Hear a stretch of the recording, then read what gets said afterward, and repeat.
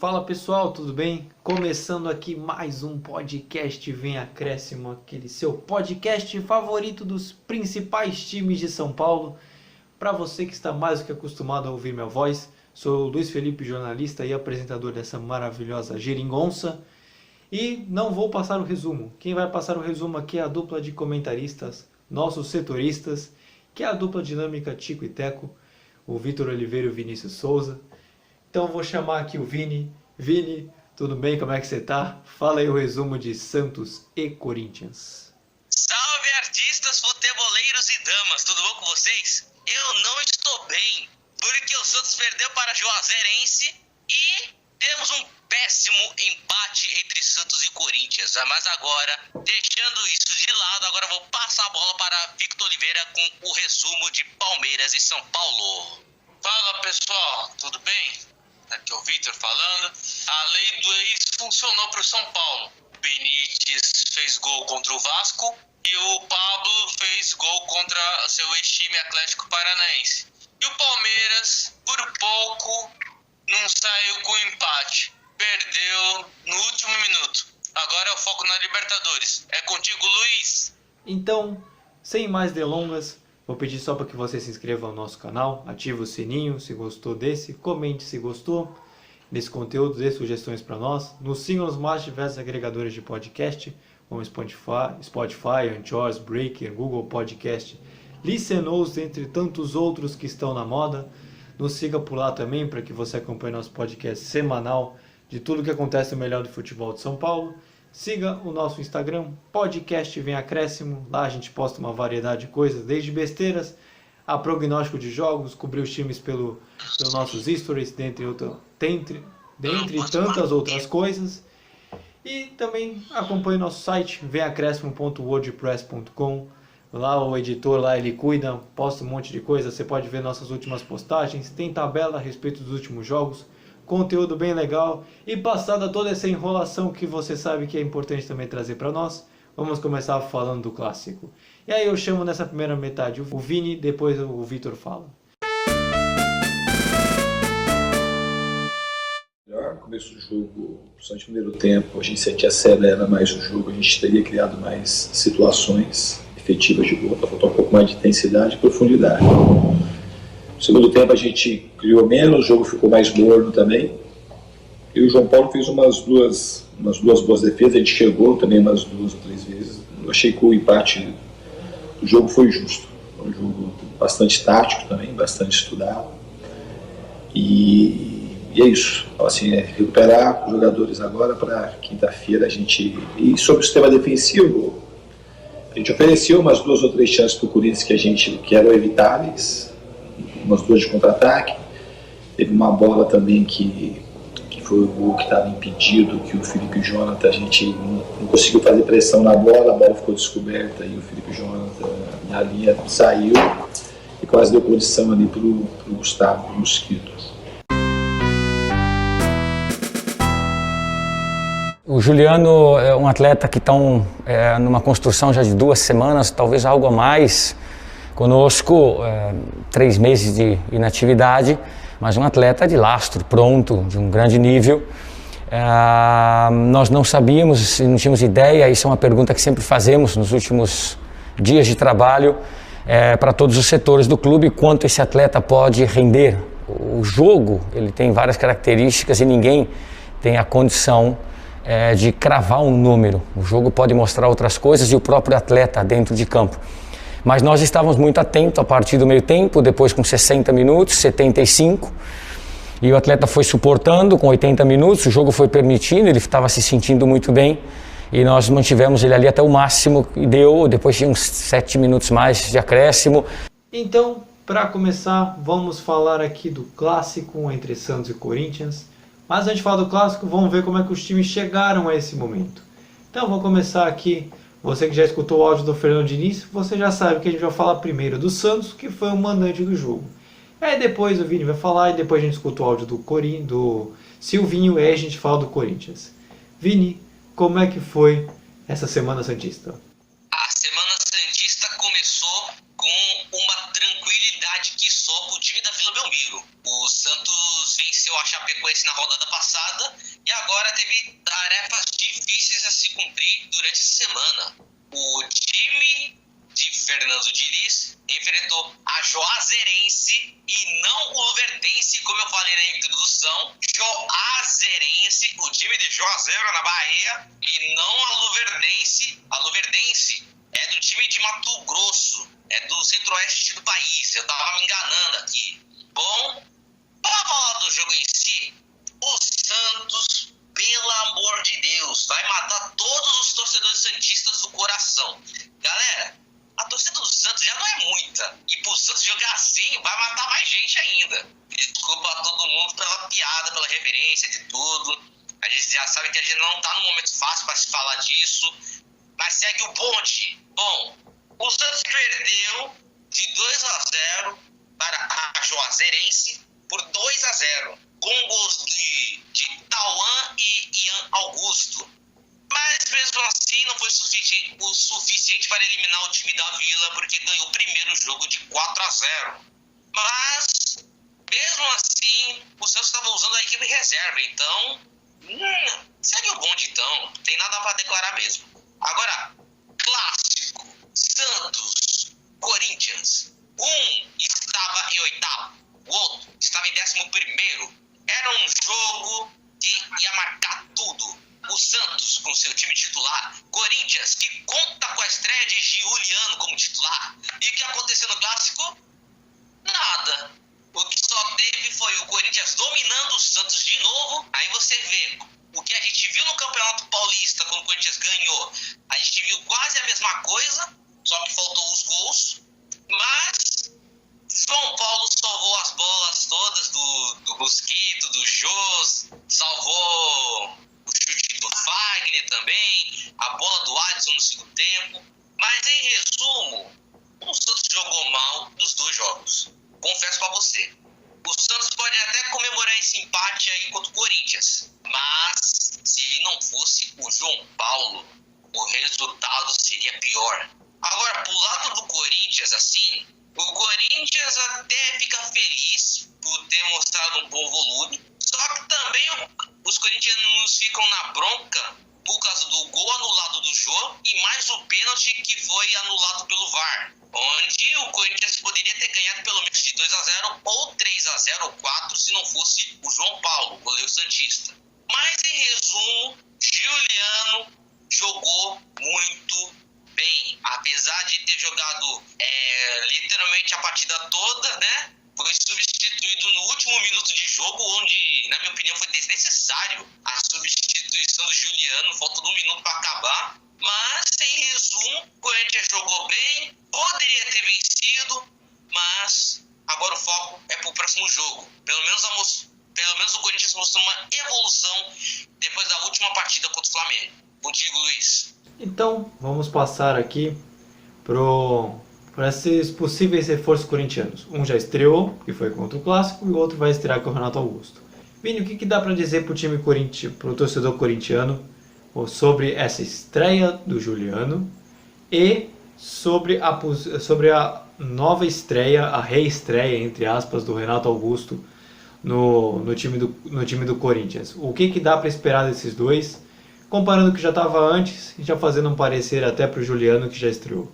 Então, Luiz, quando a gente viu o jogo do Corinthians contra o Santos, a gente viu que o jogo estava se passando pelo pé do Giuliano em todas as vezes que o Corinthians chegava ao ataque. Agora, com a chegada do Renato Augusto, parece que o Corinthians vai mudar de patamar, dependendo de como o Renato vai se sair, né? Porque o Renato Augusto está sem jogar desde dezembro, então ele teve esse tempo todo para recondicionar seu físico e também para se adaptar de novo ao futebol brasileiro. Mas o que a gente viu é um Corinthians com uma outra postura. Não é porque o Corinthians está jogando fora que teve mais volume ou porque joga em casa que tem um péssimo desempenho. Não é nada disso. O problema é que o Corinthians, quando pegou o Atlético Mineiro, pegou o Flamengo em casa, foram jogos difíceis? Foram. Mas mesmo assim, o Corinthians pelo menos enfrentou de igual para igual. Contra o Atlético, pelo menos fez um gol, mas por uma infelicidade tomou a virada. Contra o Flamengo, todo mundo já esperava que o Flamengo ia ganhar e ganhou. Agora, com a chegada do Renato Augusto, o meio-campo do Corinthians vai estar mais arrumado, com mais qualidade técnica e com 2 jogadores talentosos. Um que já teve passagem pelo Corinthians, mas vai reestrear, e o outro que estreou, já causando uma boa impressão para a torcida corintiana. Então, e pro Santos? Agora falando do Santos. O Santos, ele também está tendo essa perda de jogadores. O presidente do Santos está fazendo essa arrumada na casa. E com isso, o futebol, Vini, você até mesmo já criticou, falando que não é dos melhores. Então, o que dá para esperar do Santos daqui para frente, até o fim da temporada? O que dá para esperar e o que o torcedor santista pode imaginar? O desempenho do Santos, a gente não tá entendendo o que tá acontecendo com o time da Vila. A gente tava pensando assim, pô, o Santos com o Diniz tava indo bem e tudo, mas de umas partidas pra cá já andou caindo, já andou empatando. Para os torcedores santistas, tem algo dando errado no Santos, porque no início tava aquela expectativa do é o dinizismo no Santos, a gente tá vendo o meio-campo jogar bem com o Camacho, etc. Mas atualmente já vi que o nível tá baixando, o nível técnico tá baixando. E olha que, na minha opinião, não sei se o problema é a estratégia do Diniz ou se ele tá usando a mesma estratégia que ele tá usando na época do São Paulo, onde ele ficou insistindo na mesma coisa e não buscava alternativa nenhuma. Contra essa partida contra o Libertad, o Santos vem pressionado e principalmente o torcedor está preocupado com o time, porque o time já não marcou gol nesses 2 jogos aí. Agora vai pegar o Libertad na Sul-Americana, o time vem pressionado e vai ter que buscar o resultado, visando que o jogo é aqui na Vila.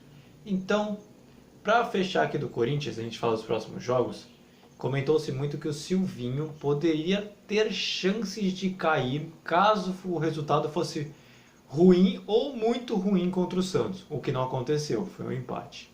Então ainda tem esse comentário, devido a muitas críticas do torcedor corintiano, devido até a escalações, estilo de jogo. O Silvinho ainda corre risco de cair caso de repente o resultado, depois que a gente vai falar melhor, contra o Ceará, ou não foi bem contra o Ceará em mais 1 ou 2 jogos, pode ser que ele possa cair mesmo? Ainda tem essa possibilidade real de chance de demissão do Silvinho? Olha, Luiz, na minha opinião, o Silvinho era para ter sido demitido contra o Flamengo. Na minha opinião, era para o Silvinho ter sido demitido contra o Flamengo. O que me surpreendeu foi da diretoria ter poupado o Silvinho, entendeu? Tipo assim, perdeu de 3-1 pro Flamengo, mas mesmo assim, como não tem tantas opções no mercado para assumir o Corinthians, então vamos tentar manter o Silvinho até o final do primeiro turno para ver o que acontece. Porque depois desse clássico que o Corinthians empatou e tudo, o Corinthians já cai para a 12ª posição. E esse confronto com o Ceará será assim: o Corinthians precisa vencer, mesmo com a estreia do Renato Augusto, o Corinthians tem que dar a resposta e logo, porque os adversários já estão se aproximando. O Internacional já ultrapassou o Corinthians, o São Paulo está vencendo, está começando a engrenar, né? Como o Vitor vai comentar daqui a pouco do jogo do São Paulo contra o Atlético. E também a gente está vendo alguns adversários chegarem perto, ameaçar a ultrapassar, entendeu? Tem o Cuiabá, o Atlético Goianiense, tem o Sport e ainda tem o América também. E o Corinthians precisa abrir o olho contra o Ceará. É porque vai estrear Renato Augusto e tudo, e o Corinthians vai achar assim, já temos um bom meio campo. Não, a gente resolve no campo, entendeu? E também vale ressaltar também que o Corinthians, ultimamente, quer dizer, o Silvinho, ultimamente não tem utilizado mais o Cauê, não tem mais utilizado algum jogador da base e tudo. É que o Cauê, esse final de semana, quando ele estava jogando o derby contra o Palmeiras, no Sub-20, marcou 2 gols e os torcedores já estão pedindo a volta dele para os profissionais. Só para você ver, quem está acomodando o time tá mais a torcida do que o próprio Silvio, como alguns ficam criticando. Então, para fechar agora aqui a parte do clássico, Vamos falar dos próximos jogos. O Vini já comentou um pouquinho no Santos na Sula, que é contra o Libertad, quarta-feira, 9h30 em casa, pelas quartas de final da Sul-Americana. E depois pelo Campeonato Brasileiro, enfrenta o Fortaleza no domingo, 6h15 fora de casa. Vini, o que esperar desse jogo, principalmente contra o Fortaleza, que a gente não comentou? E se quiser fazer um acréscimo a respeito desse jogo do Libertad também, pode falar. Bom, um acréscimo que eu dou para esse Santos e Libertad é que será um confronto difícil. O Santos está indo mal, né? Visando que o Libertad, apesar de ser time paraguaio, é um time difícil de ser batido, tanto fora de casa, né? O Libertad tem como ponto forte a defesa. Geralmente, time paraguaio usa um modelo mais chato do futebol, que é o famoso 3 zagueiros. 3 zagueiros com 5 no meio, 2 na frente, 3 ou 3-6-1 e assim por diante. Eles adoram uma formação com 3 zagueiros. É uns caras que têm uma defesa sólida. E isso vai ser difícil de bloquear a defesa deles, a não ser que o Santos entre na partida inspiradíssimo. Agora, confronto contra o Fortaleza. Meu irmão, o Fortaleza tá jogando muito, amigo. O Fortaleza do Vojvoda não tá qualquer coisa não, hein? Tem gente que falava assim, é o Fortaleza, é 3 pontos garantidos. Filhão, é Rogério Ceni, é o Anderson Moreira e agora é o Vojvoda implementando esse Fortaleza ao longo dos anos. É claro que o Rogério Ceni teve participação importante por ter tirado o Fortaleza da Série C para A ultimamente, apesar do Anderson Moreira ter comandado o Fortaleza em alguns jogos. Não tem impressionado, mas pelo menos deu mais um toque nesse time. E agora o Fortaleza está on fire com o Juan Pablo Vojvoda. Será o confronto mais difícil ainda no Campeonato Brasileiro. O Vitor vai falar daqui a pouco como foi o Fortaleza e Palmeiras lá no Allianz. Meu irmão, não será nada fácil pro Santos lá na Arena Castelão. Tem que ficar de olho principalmente no atacante chamado Robson. O cara é o artilheiro da equipe do Fortaleza no Brasileirão com 7 gols. O cara tá sempre presente na área e o cara faz gol. Fez gol no São Paulo, fez gol no Corinthians, fez gol no Palmeiras. Tem que ficar de olho nesse cara. Só nesse primeiro turno, o Fortaleza, se fizesse o Campeonato Paulista, ganharia. Porque ganhou do São Paulo, do Corinthians e também do Palmeiras. Só falta ganhar do Santos para completar a trinca, né? Realmente. Mas, em resumo, é isso. Confronto difícil e um empate já é motivo para comemorar. E agora, para fechar do Corinthians, contra o Ceará no domingo. O que esperar do Timão e o que esperar também do Ceará. Domingo, 4 horas, em casa. Só para complementar. Bom, confronto contra o Ceará. Ultimamente, o Corinthians não tem se dado bem contra o Ceará, tanto lá em Ceará, lá na Arena Castelão, quanto aqui em Itaquera, por incrível que pareça. Vocês sabiam que o Corinthians não ganhava do Ceará até o ano passado? Isso mesmo que você ouviu, entendeu? Não é só Fortaleza, mas sim o Ceará está impossível no campeonato, ainda mais com o Guto Ferreira no comando. Bom, o Ceará, que está em 7º lugar no Campeonato Brasileiro, ultimamente vem de um empate contra o Atlético Goianiense, um Atlético chato também, que está na mesma posição que o Corinthians quase. Mentira, está em 9º. Para o Corinthians, esse confronto contra o Ceará será difícil também. Visando que, se a gente for fazer um nível de comparação de elenco, o Ceará está um pouco acima do Corinthians, assim. Mas, visando que o Corinthians vai jogar em casa, não tem o porquê do Corinthians ganhar essa partida. Tem como ganhar? Sim. Empate, pegaria mal. Agora, se perder, ia piorar tudo. Aí, amigo, aí o torcedor do Corinthians vai pedir a demissão do Silvinho a partir daí, hein? Porque se o Corinthians já tem o Ceará, no próximo final de semana terá o Atlético Paranaense fora. Então, é motivo para o Corinthians pensar assim, vamos somar, alcançar nossos objetivos. Se a gente fazer mais de 40 pontos, pelo menos a gente já vai conquistar um título, que é escapar da zona do rebaixamento. Realmente. Então aqui a gente fecha a parte do clássico. E aí agora eu chamo o Vitor, que ele vai fazer a outra metade do programa aqui, do podcast. E aí agora a gente vai falar do São Paulo.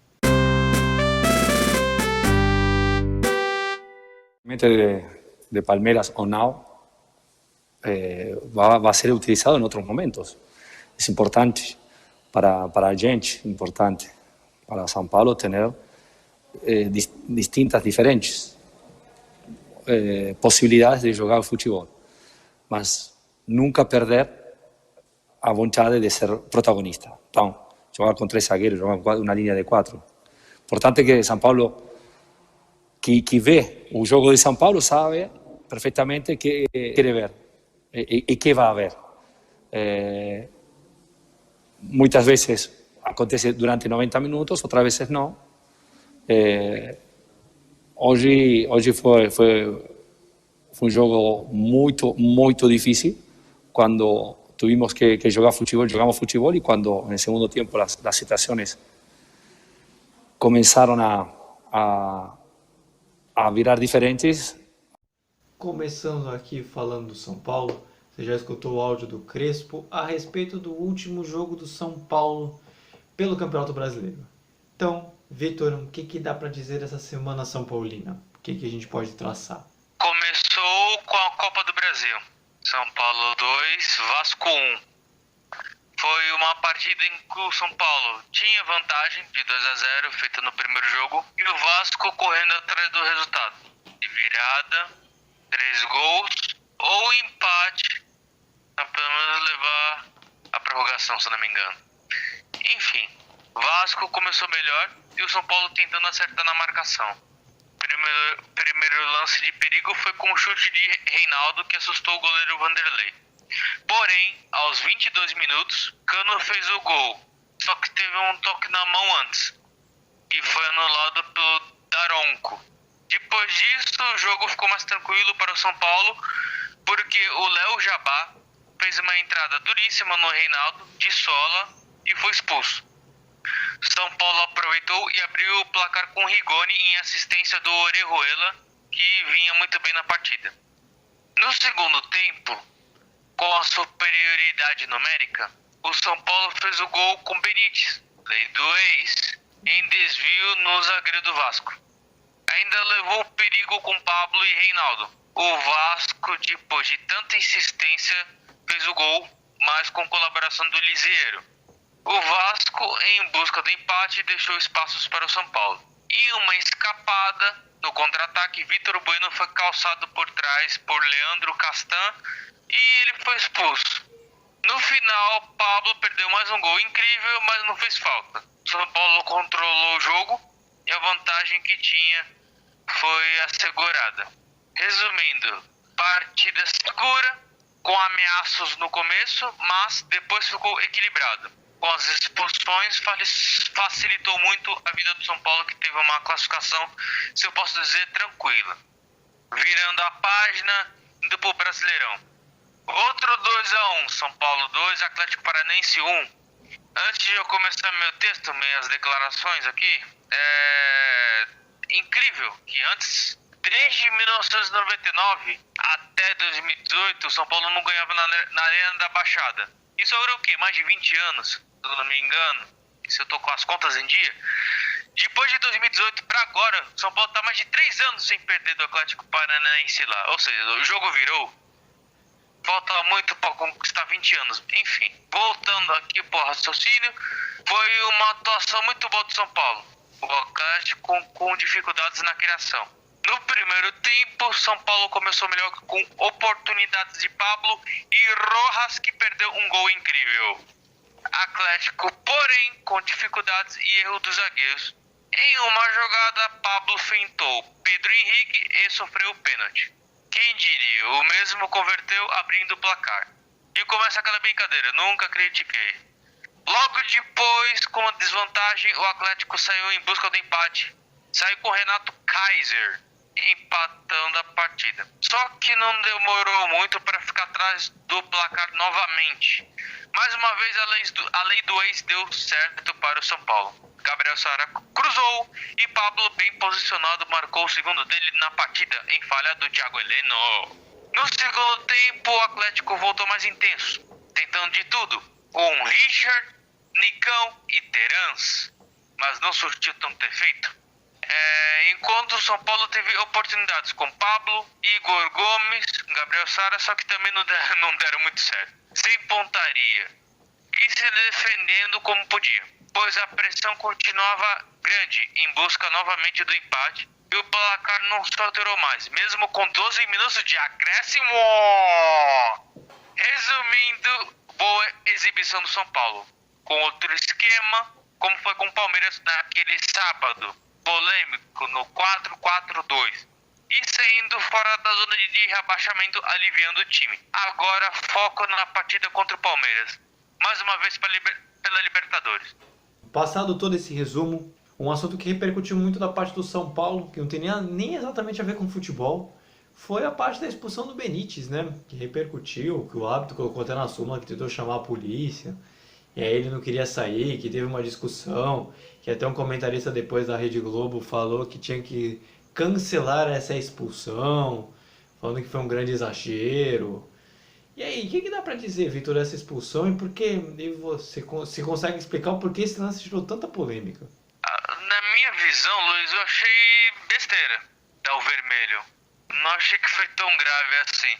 Que a maioria dos jogadores, quando sofrem falta, a maioria chuta a bola pra longe. Ou dão aquele toquinho pra bola e ir mais longe. Nesse caso, parece que foi mais grave porque ele tava fora de campo.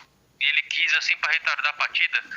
Mas eu não vejo pra tanto pra ser vermelho. Eu acho que o amarelo tava de bom tamanho. Que o São Paulo use esse artifício que o árbitro falou, do comentarista, que o vermelho tem que ser anulado pelo STJD. Tem que aproveitar esse artifício, porque a próxima partida é contra o Grêmio. O Grêmio não tá muito bem. Deve estar ganhando agora, mas ainda tá na zona de baixamento. Não vem num rendimento. E o Benítez com o São Paulo enfrentando o Grêmio é um grande reforço. Então, pra quem não sabe, de repente tá gravando durante o jogo do Grêmio. Então, por enquanto que a gente tá gravando, o Grêmio está ganhando. Então, vamos continuar aqui, porque tem esse jogo super importante do São Paulo para a decorrência da temporada, que é contra o Palmeiras. Já não bastava um jogo de quarta de final de Libertadores ser tenso, ainda mais um clássico. Então, pelo lado do São Paulo, você depois vai falar pelo lado do Palmeiras também, pelo lado do São Paulo, o que esperar do jogo, o que pode utilizar, se a fase está boa, como é que o São Paulo chega nessas quartas de final super importante?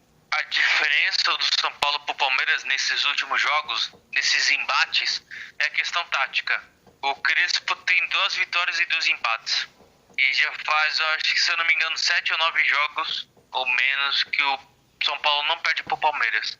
A última derrota que o São Paulo teve pro Palmeiras foi 3-0 pro Palmeiras no Allianz Parque em 2019. Foi a partir dessa partida que o São Paulo começou a evoluir com o Diniz. Ou seja, faz mais de 2 anos que o Palmeiras não perde pro São Paulo. Não, que o São Paulo não perde pro Palmeiras, é isso, eu me confundi. Creio que o São Paulo tem dificultado bastante nesses últimos jogos em relação ao Palmeiras. Tanto que o último embate que eu resumi aqui mostrou que o São Paulo faz uma marcação que o Palmeiras não gosta muito, individual. E o Palmeiras utiliza muito a questão do pivô. Um centroavante pivô marcado pelo Miranda. Se o pivô sai do Miranda, tem alguém na sobra. E isso inibe as chances do adversário de chegar ao gol do São Paulo. E sempre... Não, minto. Uma coisa que eu lembrei agora, na final do Campeonato Paulista, nos 2 jogos, o Luan ficava grudado no Rafael Veiga e no Gustavo Scarpa, anulando a criatividade do Palmeiras. Nesse caso, também inibe bastante as chances. Mas, exclusivamente para esse jogo, é um jogo à parte. Esse retrospecto conta sim, mas na hora do jogo ele não entra. Parte muito dos jogadores, a atitude. Eu prevejo mais um grande jogo. O São Paulo ele tem que tomar atitude e o Palmeiras também. Só que o Palmeiras ele vai pensar aquilo. Bom, independentemente do que acontecer aqui, eu vou decidir em casa. Então, agora, pra gente fechar, a gente comentou sobre a Copa do Brasil na nossa live, o que a gente achou dos resultados, por isso que a gente não comentou aqui exclusivamente no podcast, principalmente pro lado do São Paulo e do Palmeiras, o mais importante seria mesmo os jogos da Libertadores. Se você quiser acompanhar o que a gente falou das classificações da Copa do Brasil e dos sorteios, vai deixar aqui um link aqui em cima, vai ficar um card para que você possa olhar depois e ver tudo que a gente colocou, tanto que a gente colocou esse como São Paulo e Fortaleza como o jogo mais equilibrado dessas quartas de final da Copa do Brasil. Então, para a gente seguir, vamos continuar aqui agora e falar do último e não menos importante time do estado de São Paulo, que é o Palmeiras. Então o Victor vai vir aqui comigo de novo e agora a gente vai falar dessa vez também do clássico da semana, da Libertadores. Tem bastante coisa para falar também.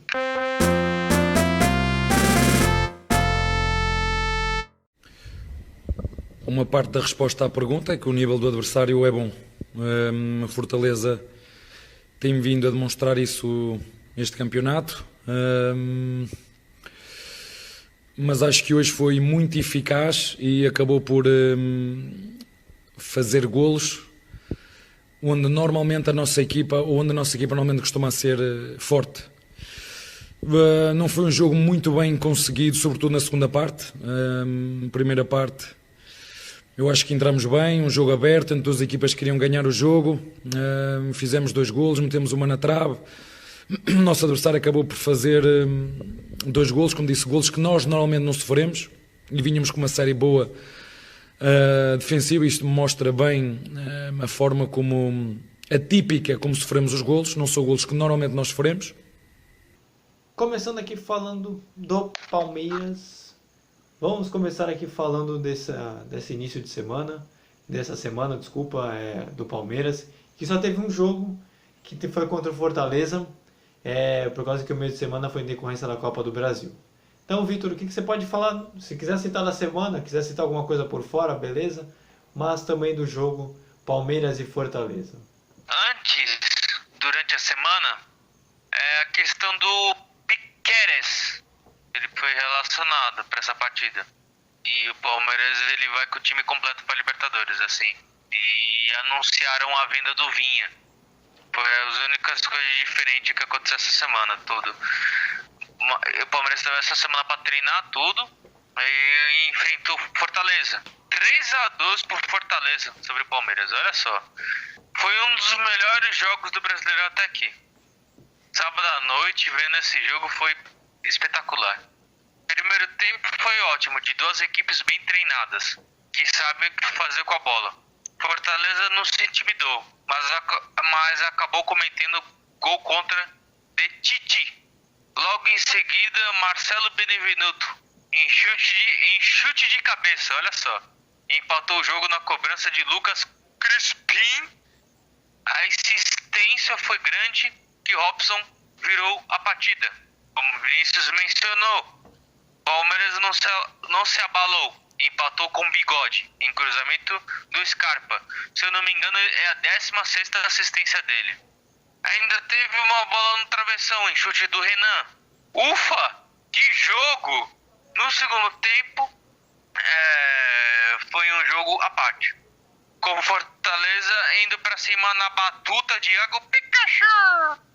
Palmeiras com suas substituições de Gabriel Veron, Dudu, Daverson não teve muito efeito.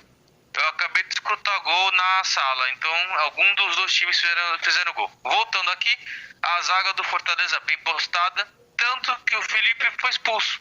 Entrada em Daverson.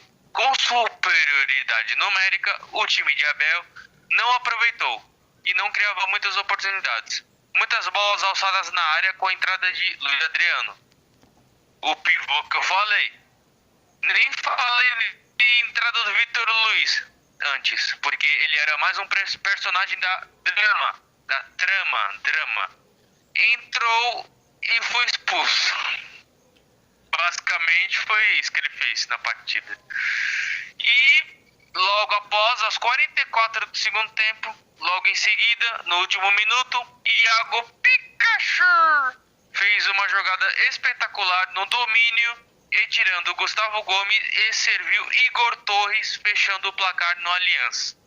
Resumindo, prêmio para o time que brigou, lutou, não desistiu. Palmeiras caiu muito de rendimento com as substituições equivocadas de Abel, pois não é possível tirar Scarpa e Veiga, sendo que eles não jogaram durante a semana. Algo aconteceu. Enfim, agora é Libertadores, amigo. Aqui, continuando, eu vou justamente falar da Libertadores também. Mas eu queria também fazer um comentário também que foi um jogaço também. Tudo bem que o torcedor palmeirense ficou chateado, mas, pô, um gol, 50 minutos, acho que é uma das coisas mais legais que tem no futebol, né? É aquele golpe de misericórdia que todo torcedor espera. Mas foi pro lado do Fortaleza. Então, Vitor, continuando aqui falando da Libertadores, assim como a gente falou pelo lado do São Paulo no Clássico, nessas quartas de final, a gente pode dizer a mesma coisa pro Palmeiras também, né? Já não bastava a quarta de final de Libertadores, já é dramático por si só, principal campeonato da temporada, e você ainda tem um clássico, só que dessa vez pro lado do Palmeiras, de um clássico que já teve decisão de campeonato paulista e acabou perdendo. Então o que o Palmeiras pode aprender, utilizar esse jogo, utilizar o jogo da final da Copa do Brasil, do Paulista, desculpa, para poder aprender e utilizar esse jogo contra o Fortaleza para poder ganhar do São Paulo e se classificar à semifinal. Como eu posso dizer, um clássico à parte, tudo. Você aprende com os erros, tudo. Porque o Palmeiras, ele, como eu falei antes, tem sofrido bastante com o São Paulo na questão do sistema de marcação. Porque o São Paulo, ele pressiona bastante a saída de bola dos zagueiros.